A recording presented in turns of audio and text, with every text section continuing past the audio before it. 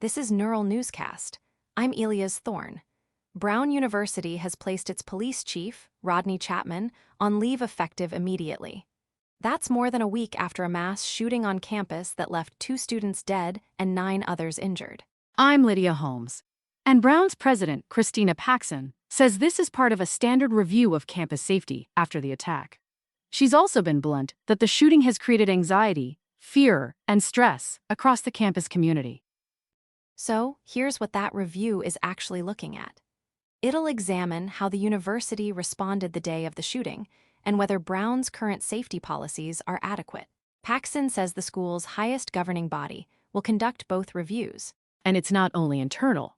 The U.S. Department of Education says it's also reviewing Brown's response. That's a second layer of scrutiny, right when students and families are asking for concrete changes, not just statements. A lot of the criticism, centers on the speed and effectiveness of the initial law enforcement response. That includes how long it took to identify and apprehend a suspect. Authorities identified the suspect 6 days after the 13 December attack as Claudio Neves Valente, a 48-year-old Portuguese national who had previously studied at Brown. Officials say Valente was later found dead in a storage facility in Salem, New Hampshire. And they also believe he killed a Massachusetts Institute of Technology professor 2 days after the Brown shooting. No motive has been released in either case. Brown says the suspect entered a building used for engineering and physics programs and fired at least 44 rounds from a pistol at students.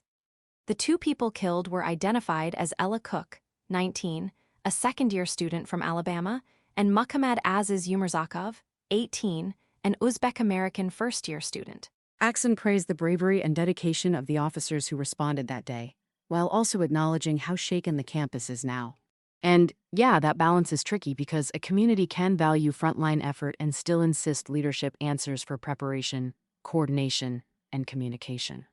There's also this public debate over campus security infrastructure, especially cameras. President Donald Trump criticized Brown for not having enough security cameras after the shooting. Paxson responded that Brown has 1,200 security cameras on campus. So the question isn't only how many exist, it's how effectively they support prevention and rapid response. For students, though, the day-to-day reality is simpler. They want to know what changes immediately, how alerts work, how buildings are secured, and whether the campus police structure is actually set up to manage a crisis on this scale. Campus police And placing the police chief on leave doesn't answer those questions by itself. It signals a leadership reset while the institution audits what went wrong and what has to change. The outcome of the review and any corrective actions that follow, that's going to be the real measure of accountability. We'll keep tracking both the university review and the federal review, and any new information about the timeline, safety measures, and policy updates. If you want more episodes like this, follow Neural Newscast wherever you listen. Neural Newscast is AI-assisted, human-reviewed. You are AI transparency policy at neuralnewscast.com.